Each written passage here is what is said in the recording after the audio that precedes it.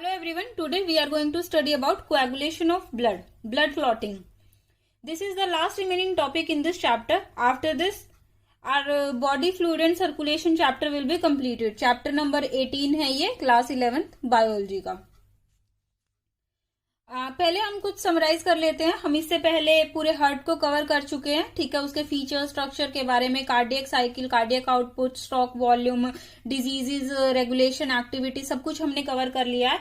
उसके बाद हमने ब्लड कवर किया था, ब्लड के कंपोनेंट्स डिस्कस किए थे, ब्लड के उसके बाद उसके टाइप्स डिस्कस किए थे, सेल्स डिस्कस किए थे, erythrocytes, leucocytes, neutrophil, eosinophil, basophil, lymphocytes, platelets, ये सब हमने डिस्कस किया था, ठीक है. उसके बाद हमने नेक्स्ट वीडियो में हमने ब्लड ग्रुपिंग है जो वो डिस्कस की थी. ब्लड ग्रुपिंग में एबीओ ब्लड ग्रुपिंग है, उसमें एंटीजन प्रेजेंट होता है, आरबीसी की सरफेस पे एंटीबॉडीज प्रेजेंट होती है प्लाज्मा में, ठीक है. कोडोमिनेंस का एग्जांपल है, मल्टीपल एलिलिज्म का एग्जांपल है, कार्ल लैंडस्टीनर है जो उसने ब्लड ग्रुपिंग का कॉन्सेप्ट दिया था, ठीक है. उसके बाद A B B O blood group होता है, ठीक है. अच्छा, जिसका ब्लड ग्रुप ए होगा उसके पास एंटीजन ए प्रेजेंट होगा, एंटीबॉडी बी प्रेजेंट होगी. जिसके पास ब्लड ग्रुप बी प्रेजेंट होगा उसके पास एंटीजन बी प्रेजेंट होगा और एंटीबॉडी ए की प्रेजेंट होगी. ए बी वाले के पास दोनों एंटीजन प्रेजेंट होंगे और एंटीबॉडी कोई भी प्रेजेंट नहीं होगी, ठीक है. उसके बाद हमने आरएच ग्रुपिंग है जो उसको डिस्कस किया था. रिसस मंकी है जो उसमें एक नया एंटीजन मिला था जिसको डी एंटीजन बोला जाता है, ठीक है. जिसमें प्रेजेंट है वो आरएच पॉजिटिव, जिसमें प्रेजेंट नहीं है वो आरएच नेगेटिव. हाँ, आरएच ग्रुपिंग जो है वो भी श्योरली मैच की जाती है ड्यूरिंग ब्लड ट्रांसफ्यूजन, ठीक है. अच्छा, उसके बाद एक हमने केस पढ़ा था, बहुत फेमस केस, आरएच इनकम्पैटिबिलिटी का. आरएच इनकम्पैटिबिलिटी का जो केस था उसमें क्या था, मदर थी जो मदर थी उनका ब्लड ग्रुप कैसा था, आरएच नेगेटिव ब्लड ग्रुप था, और जो फीटस था उसका ब्लड ग्रुप कैसा था, आरएच पॉजिटिव ब्लड ग्रुप था. तो फर्स्ट प्रेगनेंसी जब हुई तो टिल पार्चुरेशन कोई भी मिक्सिंग ऑफ ब्लड नहीं हुआ, सेपरेट रहा प्लेसेंटा के थ्रू, ठीक है. उसके बाद ड्यूरिंग पार्चुरेशन क्या हुआ, फीटल ब्लड जो है वो मिक्स हुआ मेटरनल ब्लड के साथ, ठीक है. और क्या हुआ, आरएच एंटीजन जो है वो फीटस से मेटरनल ब्लड में, मदर के ब्लड में एंटर किया और मदर के ब्लड ने क्या कर दिया, एंटीबॉडीज बनाना शुरू कर दिया आरएच एंटीजन के अगेंस्ट, ठीक है. लेकिन फर्स्ट जो डिलीवरी थी वो बहुत स्मूथली हो गई, लेकिन सेकेंड प्रेगनेंसी जब हुई तो मदर की बॉडी में ऑलरेडी क्या प्रेजेंट थी, आरएच एंटीजन की एंटीबॉडी प्रेजेंट थी, ठीक है. Same during parturition, till parturition सब कुछ नॉर्मल था. उसके बाद ड्यूरिंग पार्चुरेशन क्या हुआ, वापस क्या हुआ, फीटल ब्लड जो है वो मेटरनल ब्लड के साथ मिक्स हुआ. तो क्या हुआ, जो आरएच एंटीजन था, ठीक है, आरएच एंटीजन था उसके अगेंस्ट आरएच एंटीबॉडी मदर के ब्लड में थी, ठीक है. तो उसने क्या करना शुरू कर दिया, हीमोलिसिस शुरू कर दिया, आरबीसी की क्लम्पिंग हो गई और एग्लूटिनेशन, क्लम्पिंग ऑफ आरबीसी, जिससे क्या हुआ, बेबी में अनीमिया हुआ और जॉन्डिस हुआ और उसकी डेथ हो जाती है. इस केस को बोला जाता है इरिथ्रोब्लास्टोसिस फिटेलिस, ठीक है. ये सब हमने बहुत डिटेल में डिस्कस किया है. उसके बाद हमने अभी क्या है, ट्रीटमेंट क्या है इसका, रोगम इंजेक्शन, एंटी आरएच एंटीबॉडीज जो है वो उसका एडमिनिस्ट्रेशन कर दिया जाता है मदर की बॉडी में इमीडिएटली आफ्टर डिलीवरी, ठीक है. इमीडिएटली आफ्टर पार्चुरेशन कर दिया जाता है. ये सब हम बहुत डिटेल में डिस्कस कर चुके हैं. अगर आपने वीडियोस नहीं देखी है तो लिंक में डिस्क्रिप्शन बॉक्स में डाल दूंगी, आप जाके देख सकते हैं. अब हम आज का टॉपिक शुरू करते हैं, कोएगुलेशन ऑफ ब्लड. कोएगुलेशन मतलब के ब्लड क्लॉटिंग, ठीक है. सबसे पहले ब्लड क्लॉटिंग क्या है, एक कैस्केड रिएक्शन होती है. ये कैस्केड क्या होता है, जस्ट अ मिनट.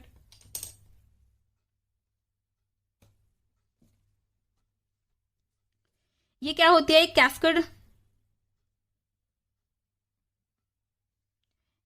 रिएक्शन होती है. कैस्केड क्या होता है, स्टेप्स में या फिर लिंक में, मतलब एक स्टेप दूसरे से लिंक करता है. स्टेप्स में रिएक्शन होती है, इसको कैस्केड रिएक्शन बोला जाता है. चेन भी बोल सकते हैं, चेन रिएक्शन होती है, ठीक है. चेन में होती है ये रिएक्शन, ठीक है. सबसे पहले क्या होता है, थ्रोम्बोप्लास्टिन, ठीक है। सबसे हमने फिब्रिनोजन पढ़ा था, ठीक है। मैंने बताया था कि फिब्रिनोजन जो है वो इनएक्टिव स्टेट में प्रेजेंट होता है। एक्टिव स्टेट कौन सी होती है उसकी? फिब्रिन वाली स्टेट होती है, ठीक है। तो फिब्रिनोजन अब फिब्रिन में कैसे कन्वर्ट होगा? फिब्रिन हमने पढ़ा था कि ये ब्लड क्लॉटिंग में हेल्प करता है। सबसे पहले एक सिंपल सा मैकेनिज्म समझते हैं कि हमें कोई चोट लगी, ठीक है। हमें जब चोट लगती है तो क्या होता है, हमारी बॉडी में जब कोई भी इंजरी होती है, कोई भी ट्रॉमा होता है, तो ब्लड है जो वो ब्लीडिंग शुरू हो जाती है, ठीक है। ब्लड जो है वो बॉडी से फ्लो होना शुरू हो जाता है, ठीक है। तो जो एक्सेसिव ब्लड लॉस का मैकेनिज्म है, थोड़ी देर टाइम बाद वहां पे क्या आ जाता है, एक रेड कलर का स्कम आ जाता है, स्कार आ जाता है, ठीक है। अब वो कैसे आता है? अगर वो स्कम नहीं आएगा, ठीक है, तो क्या होगा, हमारी बॉडी में का जो ब्लड है वो एक्सेसिव अमाउंट में लॉस्ट हो जाएगा, ठीक है। तो ये क्या होता है, ब्लड क्लॉटिंग का एक मैकेनिज्म होता है जो प्रिवेंट करता है excessive loss of blood from our body, ठीक है। अब क्या होगा इसमें, स्टार्टिंग कहां से होती है? स्टार्ट होता है थ्रोम्बोप्लास्टिन से, ठीक है। थ्रोम्बोप्लास्टिन जो है वो एक प्रोटीन होगा, ठीक है। थ्रोम्बोप्लास्टिन जो है वो क्या करेगा, एक एंजाइम रिलीज करेगा जिसको हम बोलते हैं थ्रोम्बोकाइनेज। जहां भी वर्ड काइनेज आ जाएगा, ठीक है, जहां भी वर्ड काइनेज आ जाएगा वो क्या होगा, एक एंजाइम होगा, ठीक है। जैसे कि हेक्सोकाइनेज हो गया, फोस्फोफ्रक्टोकाइनेज हो गया, ये सारे एंजाइम हम बाद में पढ़ेंगे, ठीक है। तो ये क्या होता है, एंजाइम होता है। हेक्सोकाइनेज हो गया, फोस्फोफ्रक्टोकाइनेज हो गया, उसके बाद और भी होते हैं एंजाइम्स, बहुत सारे प्रेजेंट होते हैं, हम फर्दर पढ़ेंगे, ठीक है। अभी मुझे ये दो ही याद आ रहे हैं। तो क्या होगा, थ्रोम्बोप्लास्टिन जो है वो एक एंजाइम सिक्रीट करेगा, थ्रोम्बोकाइनेज, ठीक है। थ्रोम्बोकाइनेज है जो वो क्या करेगा, प्रोथ्रोम्बिन को किस में कन्वर्ट कर देगा, थ्रोम्बिन में कन्वर्ट कर देगा, ठीक है। ये क्या करेगा, प्रोथ्रोम्बिन को थ्रोम्बिन में कन्वर्ट कर देगा।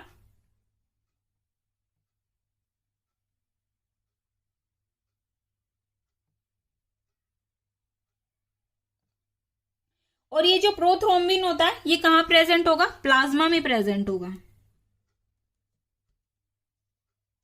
इनएक्टिव स्टेट में, ठीक है। और ये कौन सी स्टेट होगी, एक्टिव स्टेट। जहां भी प्रो आ जाए, जन आ जाए, ठीक है, ये इनएक्टिव स्टेट होती है, सॉरी प्रो, जहां भी प्रो आ जाए, जन आ जाए, ठीक है, ये इनएक्टिव स्टेट होती है। जैसे कि जाइमोजन सेल भी इनएक्टिव सेल्स होते हैं, ठीक है। तो ऐसे ही तो प्रोथ्रोम्बिन एक प्लाज्मा में प्रोटीन प्रेजेंट होता है जो इनएक्टिव स्टेट में होता है, ठीक है। थ्रोम्बोकाइनेज उस पर वर्क करेगा और वो किस में कन्वर्ट हो जाएगा, थ्रोम्बिन में कन्वर्ट हो जाएगा। थ्रोम्बिन एक एक्टिव स्टेट होगी। अब थ्रोम्बिन जो है वो दूसरे प्रोटीन पे काम करेगा, फिब्रिनोजन पे। फिब्रिनोजन हमने पढ़ा था, ये भी प्लाज्मा में ही प्रेजेंट होता है, प्लाज्मा में ही प्रेजेंट होता है। प्लाज्मा में सिर्फ एल्ब्यूमिन, ग्लोब्यूलिन, फिब्रिनोजन ही प्रेजेंट नहीं होते, और भी बहुत सारे प्रोटीन्स प्रेजेंट होते हैं, ठीक है। अच्छा, तो फिब्रिनोजन जो है उस पे क्या कौन काम करेगा, थ्रोम्बिन काम करेगा। ये एक्टिव स्टेट में आ गया तो ये काम करेगा और ये क्या बना देगा, ये क्या बना देगा, फिब्रिन बना देगा, ठीक है। फिब्रिनोजन जो है वो सॉल्यूबल होगा और फिब्रिन जो है वो इनसॉल्यूबल होगा। हाँ, सही लिखा है, ये इनसॉल्युबल होता है, ये सॉल्युबल होता है, इसीलिए ये इनएक्टिव होता है। इनएक्टिव क्यों होता है, क्योंकि ये सॉल्युबल होता है। अब इसका अगर स्कम बनेगा तो क्या होगा, डिसॉल्व हो जाएगा। डिसॉल्व हो जाएगा तो फायदा क्या है फिर, तो फिब्रिन जो है वो इनसॉल्युबल होगा, ठीक है। यहाँ पे होता क्या है, जो क्लॉट बनता है, जो स्कम बनता है, कोएगुलम बनता है, ठीक है। यहाँ पे क्या है, फिब्रिन्स के थ्रेड है, जो फिब्रिन्स जो है ये थ्रेड आ जाते हैं फिब्रिन के, ठीक है। और ये क्या करना शुरू कर दे हैं, जो आरबीसी होती है उसको ट्रैप करना शुरू कर देते हैं, ठीक है। तो ये जो थ्रेड्स है ये आरबीसी को ऐसे ट्रैप करना शुरू कर देते हैं। और जब बहुत सारे आरबीसी की ट्रैपिंग हो जाती है, जो भी डिस्ट्रॉय आरबीसी होते हैं उस प्लेस पे जहां पे चोट लगी है, इंजरी हुई है, उस प्लेस पे जो भी डिस्ट्रॉयड आरबीसीज होते हैं उसको क्या करते हैं, ट्रैप करना शुरू कर देते हैं फिब्रिन के थ्रेड्स बनके, ठीक है। तो वहां पे इसीलिए वो रेड और ब्राउन कलर का स्कम जो है, रेडिश ब्राउन कलर का स्कम जो है वो अपीयर होता है। एक एनसीईआरटी की मैं लाइन बता देती हूँ। You would have observed a dark reddish brown scum formed at the site of cut or an injury over a period of time. कुछ टाइम बाद, it is a clot or coagulum formed mainly of network of threads called fibrin in which dead and damaged formed elements of blood are trapped.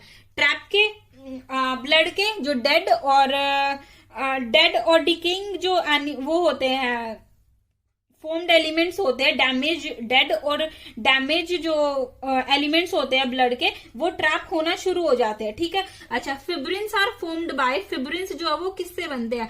Conversion of inactive fibrinogen in the plasma bye enzyme thrombin. हमने यही पढ़ा, thrombin. ये थोड़ा सा complex करके लिखा हुआ NCERT में, मैंने फ्लो चार्ट की फॉर्म में बहुत सिंपल तरीके से इसको रिप्रेजेंट किया है। अब थ्रोम्बिन, अब थ्रोम्बिन के बारे में लिखा हुआ है। Thrombin in turn are formed from active another inactive substance present in the plasma called prothrombin. अब ये प्रोथ्रोम्बिन जो है, ये प्रोथ्रोम्बिन से थ्रोम्बिन बना किसके थ्रू? थ्रोम्बोकाइनेज के थ्रू। लिखा हुआ an complex enzyme complex thrombokinase is required for above reaction. तो ये कॉम्प्लिकेटेड है, मैंने इसको सिंपल फ्लो चार्ट में रिप्रेजेंट कर दिया कि सबसे पहले क्या होगा? थ्रोम्बोप्लास्टिन। थ्रोम्बोप्लास्टिन एक प्रोटीन होगा जो किसको रिलीज करेगा? थ्रोम्बोकाइनेज एंजाइम को रिलीज करेगा। थ्रोम्बोकाइनेज प्रोथ्रोम्बिन पे काम करके थ्रोम्बिन बनाएगा, ठीक है। प्रोथ्रोम्बिन इनएक्टिव फॉर्म है, थ्रोम्बिन एक्टिव फॉर्म है। अब थ्रोम्बिन क्या करेगा? फिब्रिनोजन पे काम करेगा और किस में कन्वर्ट करेगा? उसको फिब्रिन में कन्वर्ट करेगा। फिब्रिनोजन जो है वो सॉल्युबल होगा, फिब्रिन जो है वो इनसॉल्युबल होगा, ठीक है। अब यहाँ पे क्या होता है? जो थ्रोम्बोकाइनेज जब काम करता है तो यहाँ पे कोफैक्टर चाहिए होता है, कैल्शियम की प्रेजेंट होती है, ठीक है। अगर if calcium is present in less amount, अगर in our body, तो क्या होगा? clotting become slow, excessive blood loss, ठीक है। अगर हमारी बॉडी में कैल्शियम की डेफिशिएंसी होगी, जब कैल्शियम प्रॉपर अमाउंट में, एप्रोप्रिएट अमाउंट में प्रेजेंट होगा, तभी थ्रोम्बोकाइनेज काम करेगा। अगर हमारी बॉडी में कैल्शियम की डेफिशिएंसी होगी तो क्या होगा? हमारी बॉडी में क्लोटिंग जो है वो बहुत स्लो हो जाएगी, ठीक है। और क्लोटिंग स्लो होगी तो क्या होगा?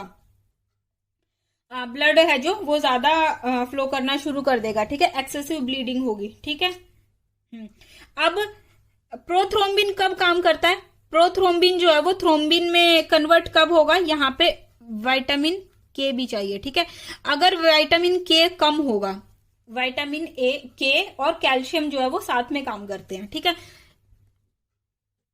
जब विटामिन के है जो, उसकी डेफिशिएंसी होगी तो क्या होगा? प्रोथ्रोम्बिन कम होगा, ठीक है। प्रोथ्रोम्बिन जो है वो थ्रोम्बोकाइनेज में कम बनेगा, ठीक है। तो इससे भी क्लॉटिंग स्लो होगी, क्लॉटिंग स्लो, ठीक है।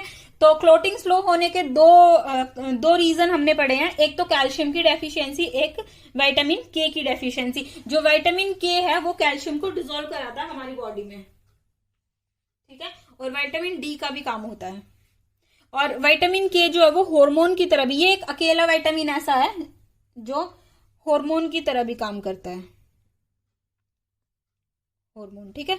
अकेला ही ऐसा है जो हार्मोन की तरह भी काम करता है। हार्मोन हम पढ़ेंगे आगे, हार्मोन क्या होता है, एक अलग से पूरा डिटेल चैप्टर है, ठीक है। ये ब्लड कोएगुलेशन है, ब्लड कोएगुलेशन में और कुछ ऐसा बचा नहीं है। आगे यही लिखा हुआ है, मैं रीड कर देती हूँ। एन इंजरी और a trauma stimulate the platelets in blood to release certain factor. Platelet जो है वो क्या करेगी? कैल्शियम रिलीज करेगी, ठीक है। Which activate the mechanism of coagulation. Certain factor release by the tissue at the site of injury. जो factors हमने पढ़े वो कौन से हैं? कैल्शियम को फैक्टर बोलते हैं इसको। by tissue at a site of injury can initiate coagulation. Calcium ion play a very important role in clotting. Blood clotting का ये है। और क्लॉटिंग फैक्टर कौन सा होता है? क्लॉटिंग फैक्टर फैक्टर 8 होता है हमारी बॉडी में। एंटी हीमोफिलिक फैक्टर भी बोलते हैं इसको, एंटी हीमोफिलिक फैक्टर, ठीक है। ये अगर याद रह जाए तो ठीक है, वरना छोड़ भी सकते हो। क्लॉटिंग फैक्टर्स जैसे हमारे सिलेबस में है नहीं, फैक्टर्स आते हैं क्रिसमस फैक्टर्स, जब जेनेटिक डिजीजेज आती है, हीमोफिलिक डिजीज जेनेटिक डिजीज है एक, तो उसमें एंटी हीमोफिलिक फैक्टर है, इसमें ब्लड क्लॉटिंग फैक्टर, ठीक है। मतलब एंटी हीमोफिलिक मतलब कहिए हीमोफीलिया नहीं होने देता। हीमोफिलिक पर्सन अगर होगा तो उसको ब्लड क्लॉटिंग नहीं होगी। हीमोफिलिक पर्सन जो होता है उसको क्लॉटिंग नहीं होती है, उसका एक्सेसिव ब्लड लॉस होता है, एक्सेसिव ब्लीडिंग होती है हीमोफीलिया के पर्सन को। हीमोफीलिया भी हम पढ़ेंगे जेनेटिक्स में। ये कंप्लीट हो गया, ठीक है। उसके बाद सिर्फ एक टॉपिक बचा लिम्फ का। लिम्फ कुछ नहीं होता है, lymph is a kind of middle man, मतलब के कुछ न्यूट्रिएंट्स, कुछ गैसेस है जो, और हॉर्मोन्स जो है वो एक्सचेंज करने, तो जैसे ऐसे बीच में कुछ एक इंसान खड़ा हो जाए, एक से लेके दूसरे को दे दे, it's a type of lymph. Lymph ऐसा ही होता है। लिम्फ को क्या बोलते हैं, मिडल मैन भी बोला जाता है, इंटरस्टिशियल फ्लूइड भी बोला जाता है, ठीक है। जो प्लाज्मा का डिस्ट्रीब्यूशन होता है सेम लिम्फ का डिस्ट्रीब्यूशन होता है, ठीक है। कलरलेस फ्लूइड होगा, इसमें क्या क्या प्रेजेंट होंगे, WBCs प्रेजेंट होती हैं, ठीक है। उसके बाद RBC प्रेजेंट नहीं होती है, यहाँ पे RBC प्रेजेंट नहीं होता, प्लाज्मा में भी नहीं थी, इसमें भी प्रेजेंट नहीं होता है। इलेक्ट्रोलाइट्स प्रेजेंट होते हैं, कुछ प्रोटीन्स प्रेजेंट होते हैं इसमें, ठीक है। अच्छा, ये कैरियर होता है न्यूट्रिएंट एक्सचेंज का, हार्मोन का, गैसियस एक्सचेंज का, ठीक है। अच्छा, जो फैट एब्जॉर्ब होते हैं वो किस में एब्जॉर्ब होता है, फैट एब्जॉर्ब्ड इन लैक्टियल्स, लैक्टियल्स भी है। लैक्टियल्स जो है वो क्या होती है, लिम्फेटिक कैपिलरीज होती है, लिम्फेटिक कैपिलरीज,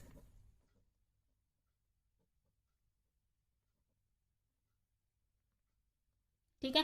लैक्टिल्स जो है वो लिम्फेटिक कैपिलरीज होती है, ये किस में प्रेजेंट होती है, इंटेस्टाइनल विलाई में प्रेजेंट होती है, इंटेस्टिनल विलाई, ठीक है। ये भी हम डाइजेशन वाले चैप्टर में पढ़ेंगे। लैक्टिल्स क्या होती है, यहाँ पे फैट का एब्जॉर्प्शन होता है, हमारी बॉडी में फैट का एब्जॉर्प्शन कहीं नहीं होता, सिर्फ लैक्टिल में होता है, ठीक है। लिम्फेटिक वेसल्स में प्रेजेंट होता है, ठीक है। और जहां पे लिम्फ प्रेजेंट होता है, लिम्फ जो है वो हमारी बॉडी में ही मूव करता है, ठीक है, एक्सचेंज करता है ब्लड के बीच में और बॉडी ऑर्गन्स के बीच में।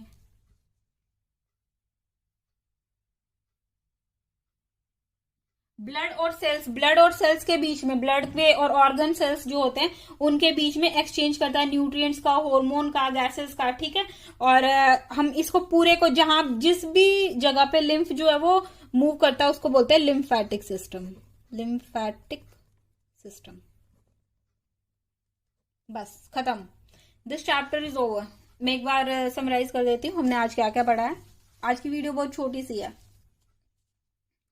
हमने क्या पढ़ा, कोएगुलेशन ऑफ ब्लड, ब्लड का कोएगुलेशन, ब्लड क्लॉटिंग होना।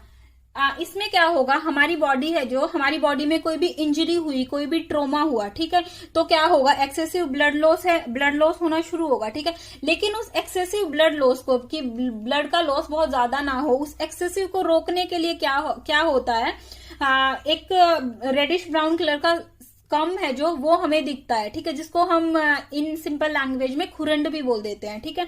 तो स्कम जो है वो अपीयर होता है हमें, उसमें क्या होता है, फिब्रिन्स के जो थ्रेड हैं वो क्या करते हैं, जो डेड और डैमेज्ड RBC होती है उसको ट्रैप कर लेते हैं, इसीलिए वो रेडिश ब्राउन कलर का दिखता है, ठीक है।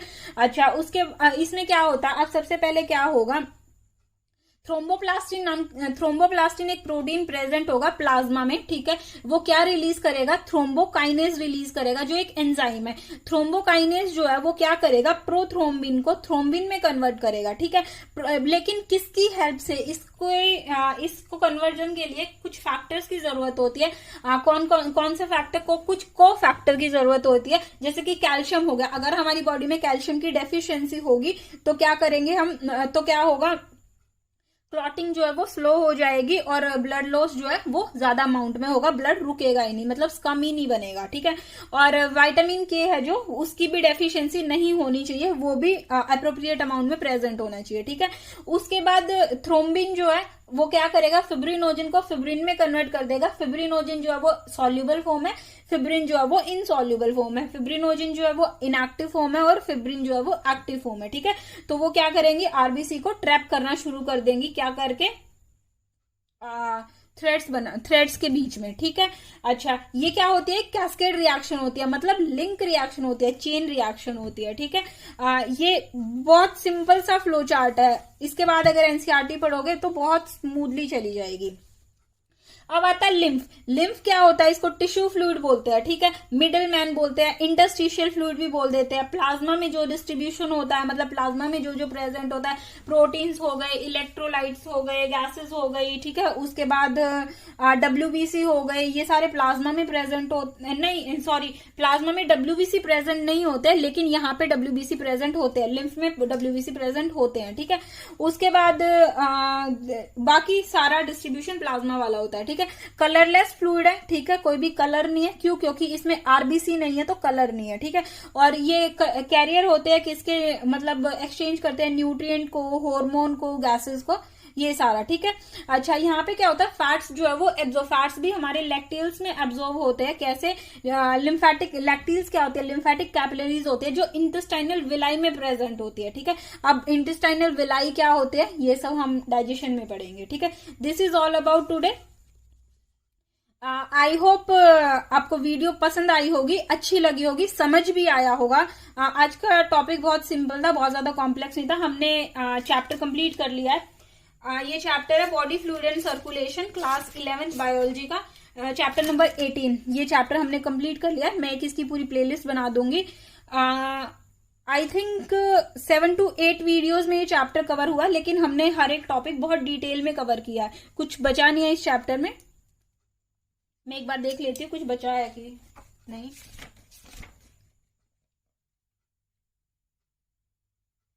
नहीं, वैसे तो सब कुछ कवर हो चुका है, ठीक है। एक बार डबल सर्कुलेशन वाला टॉपिक जो एनसीईआरटी में, वो आप रीड कर लेना। मैंने समझा दिया है हार्ट के साथ ही, एक बार रीड करोगे तो वो समझ आ जाएगा। मैंने बताया था कहाँ से कैसे ब्लड फ्लो करता है, तो वही है, सिस्टमिक सर्कुलेशन, पल्मोनरी सर्कुलेशन, ये सब हमने कवर कर लिया, ठीक है। आई होप आपको वीडियो अच्छी लगी होगी, पसंद आ रही होंगी वीडियो।